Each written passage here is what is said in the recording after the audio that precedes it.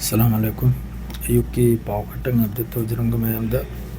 अहानबदा सलाम अमसुंग दुआ मियोय जाति पुनमक मपुना सही सलामत थंबसु ओइसनु पाव तहंजग मयamda हौजिकता नेतन्याहुना थुन्ना गजा थादो हाइखरे गजा की मिचम मखैदा असिगा लोइनना इजराइल की तरफ तगी गजादा ग्राउंड अटैक अमसुंग अमनबा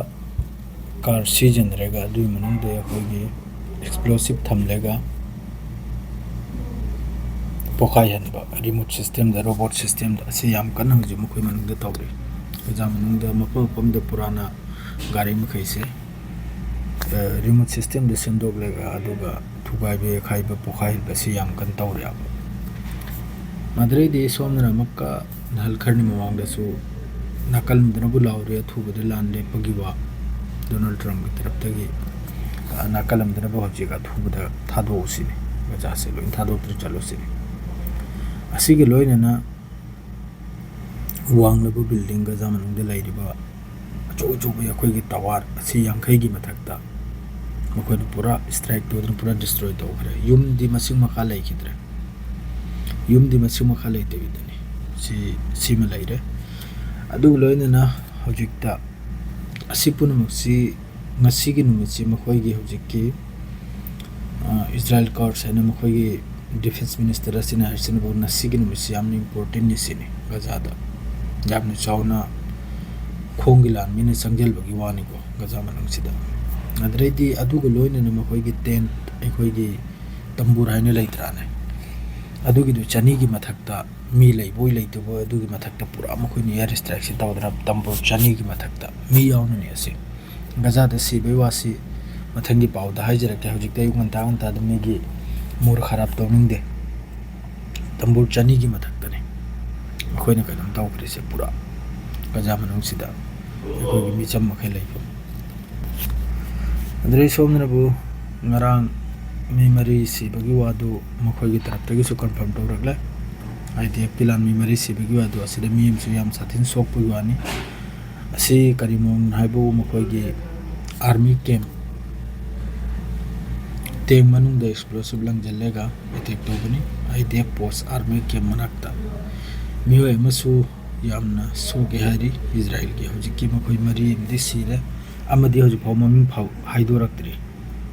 चाही ग्रबल करे नुखंग अहुमंगरी फोटो न कने मखोइ तेलगला मदरेदी हौजि हौजिकता गजागी मतेंगी दमक्ता लाइबा ममांगी दसु मसे म फारगा थादोखरमने मखोइ मखि हलाल करमने फ्रीडम फेटिला फैमिली जहाज अदुगी मथक्तसु इजराइल की तरफ तगी ड्रोन अटैक तौवी यामना चाउरब ड्रोन अटैक अदुमको अशोकना असिगी पाउदी तादे दु जहाज तो खर खोती होइबगी पाउ ताई मदरेदी सीरिया की मनुंगदसु मफम अहुमम द इजराइल की तरफ तगी एयर स्ट्राइक तौवी होम्स लताकिया मदरेदी पामेरा हरि मफम सिगी मनाक्ता यामना चाउना मखोइ की तरफ तगी एयर स्ट्राइक तौवी वानी किहल्लिमनि सि पुनमक से इजराइल की तरफ तगी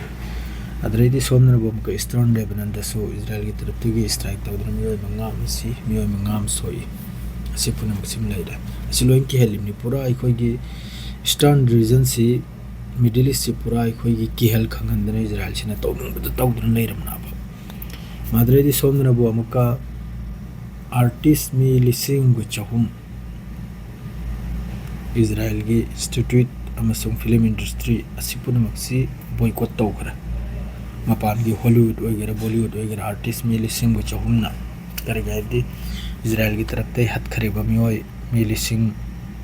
हुमफोग मरी मंगा अदुगा अशोकपन मी लागम मखाइगी मथक्ता असि पुनमक्सिगी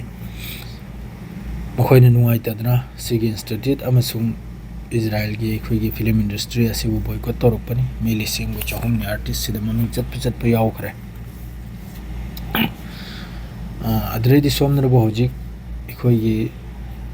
डोनाल्ड ट्रम्प के स्टेटमेंट दुदा सीजफायर लान लेपगी वादुदा हमास की तरफ ते हारिसिनबु अलेप गारंटी पिबिउसिने यूएन की तरफ तेरा करों की तरफ ते अलेप अमा पिबिउसिने अदुगा लान से लेप मखोइ जुक राजिनी लान लेपदा